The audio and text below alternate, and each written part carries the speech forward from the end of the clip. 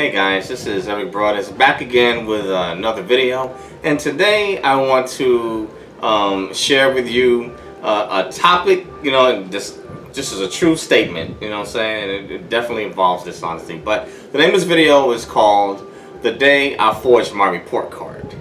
Yeah, that's right. Yeah, I did it. I forged my report card. This happened when I was about, I think, 10 or 11, and I think I was in junior high school at the time. But anyway, make a long story short,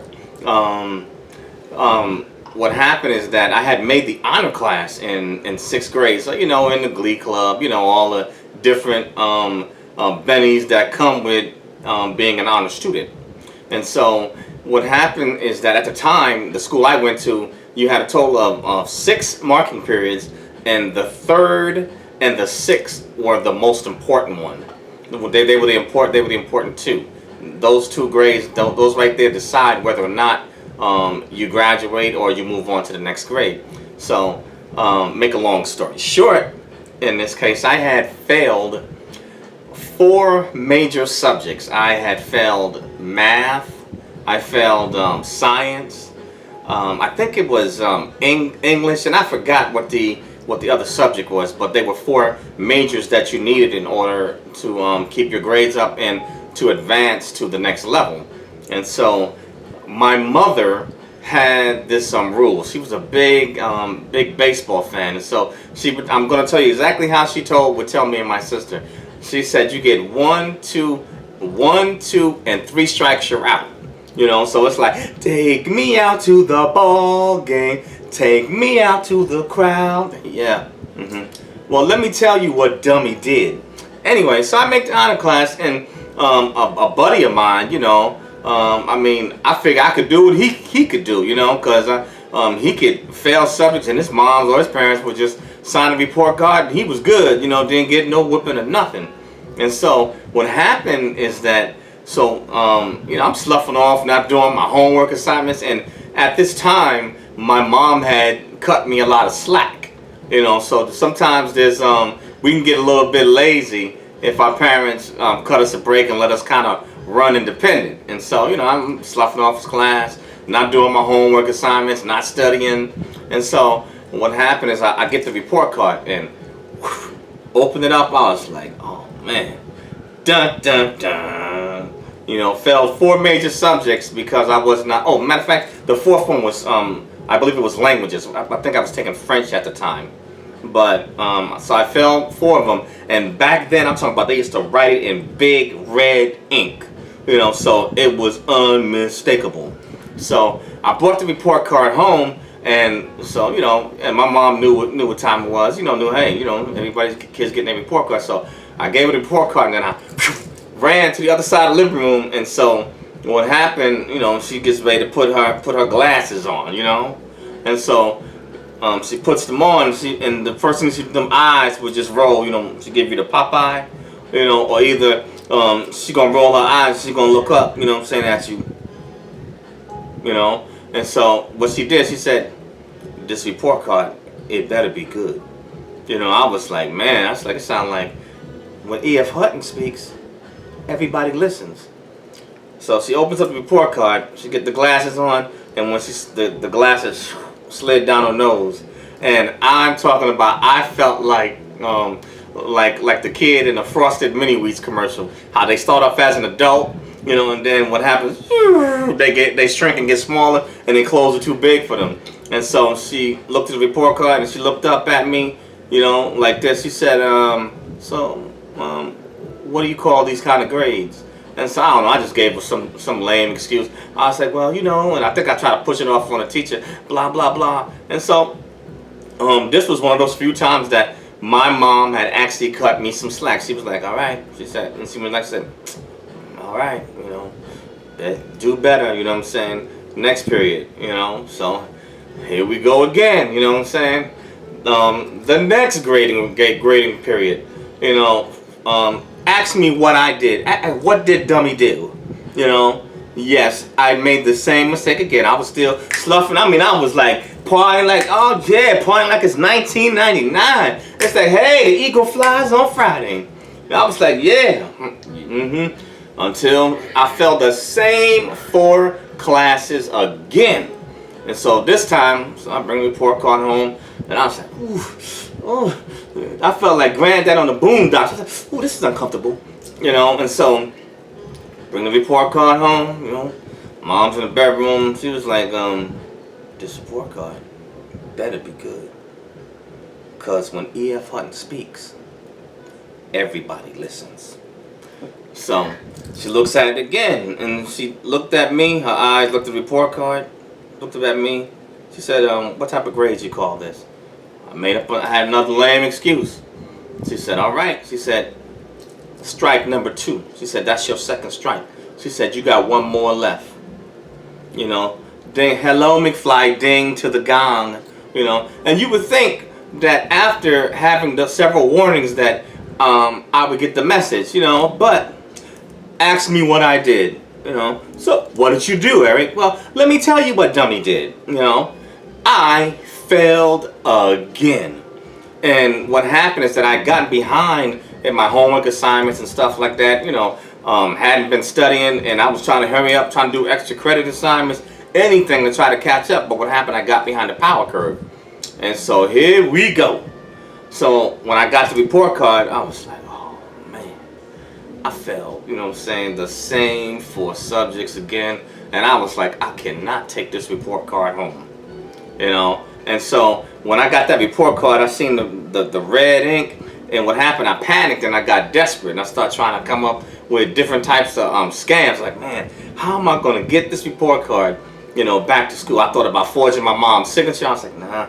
I said, nah, my handwriting ain't that neat. I got doctor's handwriting. Look like chicken scratch. So, and I even contemplated, so maybe if I sign it left-handed, that might fly. That's what I thought. And I got desperate. I considered even asking my dad to sign my report card, And I was like, man, there's no way out of it. And the report card I had, it was made out of cardboard. Can I get a just give me a card, one of those cards, so I can demonstrate. Perfect. They were made out of cardboard and they were multicolored. So my report card was kind of like made out of this type of material, but except that some of it was like this color, it was yellow, so you had different colors. So it highlighted and it showed the different grades, and then on the side, obviously it tells you, what passing score, what's failing, what's an FD, blah, blah, blah, etc., etc., etc. Now, because I knew that I could not bring that report card home because I had my chances, I had blew it. And so out of desperation, I said, okay, this is what I'll do. So what I did, and it was written in ink. So I took an eraser and I tried to erase the grades, and I frayed the report card to where it almost like, how the paper begins to tear up when you try to erase ink. And I was like, oh man, I'm digging a deeper hole for myself. So I decided that I think I'd be slick. I said, well, I'll just put in just barely passing grades to make it convincing. And the lie that I came up with was that the teacher spilled coffee on the report card. I'm talking about just dumb. I'm talking about just digging a deeper hole for myself. See, look here, guys. You know why I am not a career criminal, because I was no good at it. I'm not good at lying. You know what I'm saying? I'm not good at stealing. I'm just not good at it. So I just had to take the straight road and just be honest, because I sucked. So I held the report card out for like 2 weeks, and I'm talking about I'm sweating. I was on the Green Mile. Like Michael Clark Duncan. Dead man walking. On the mile.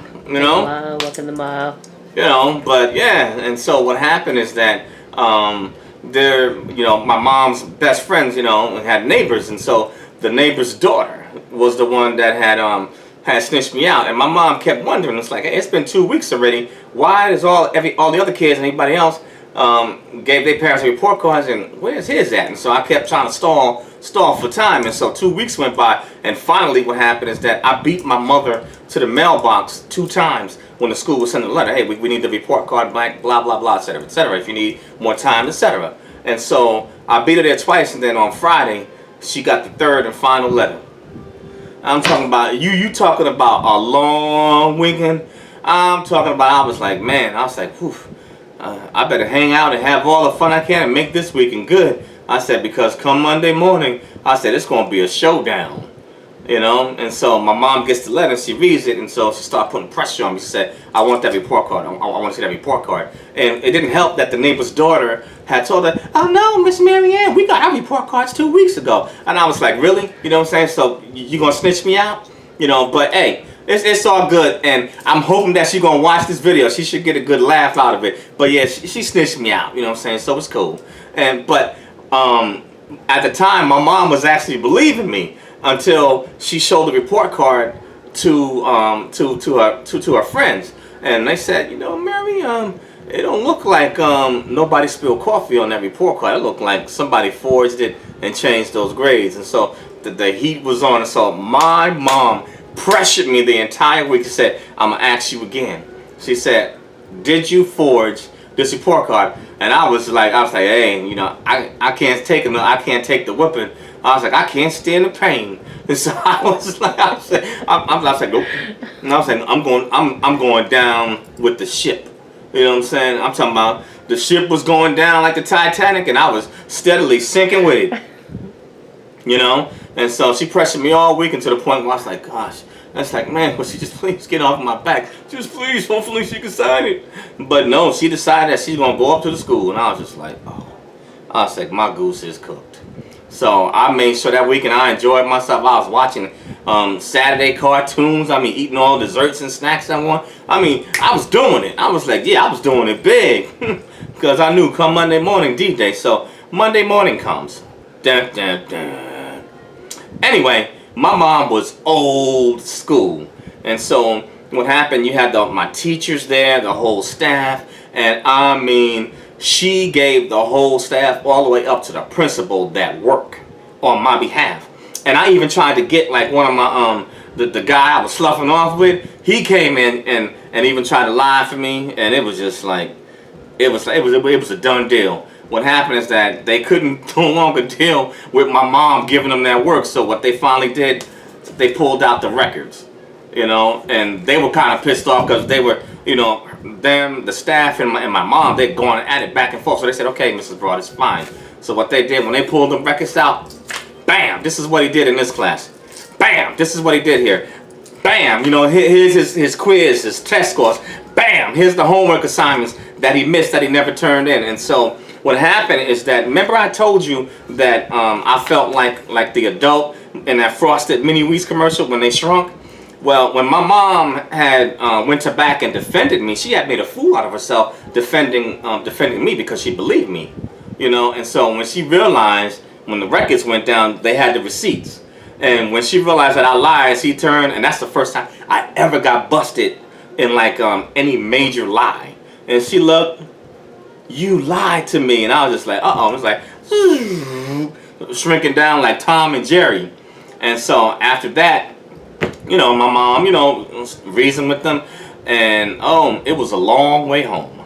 So, you know, we didn't have a car at the time. You know, my dad drove, you know what I'm saying, but, you know, at the time, by then, my parents were separated, so my dad was in different households, so he drove, but my mom didn't. So we're walking home, and I'm talking about my mom was giving me that work. She said, now, what I'm about to say, I know some of y'all parents, you know y'all was raised this way, but this is not literal. This is figurative. And a lot of times, some African American parents, they can be very expressive. When they say that they're going to kill their kids, they don't mean that they're actually going to kill them, but it means that you fitting to get beat down. So this is not literal. This is just figuratively, you know.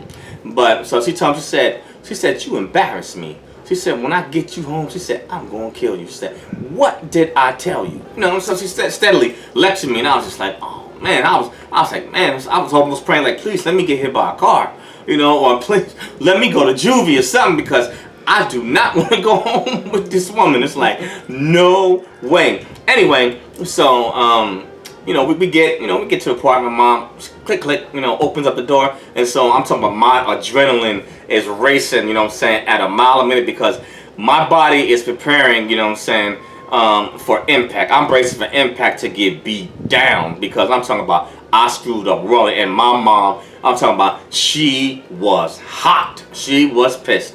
So she opens the door, and I'm getting ready to follow behind her. I'm just like, oh my gosh. And I'm praying. I'm like, oh, like, God, please, please, just help me brace, what I'm saying, for this beating, because I'm finna get this work. And so what she did, she stopped me in the living room. She said, stop right there. She didn't even look at me. She said, just stop.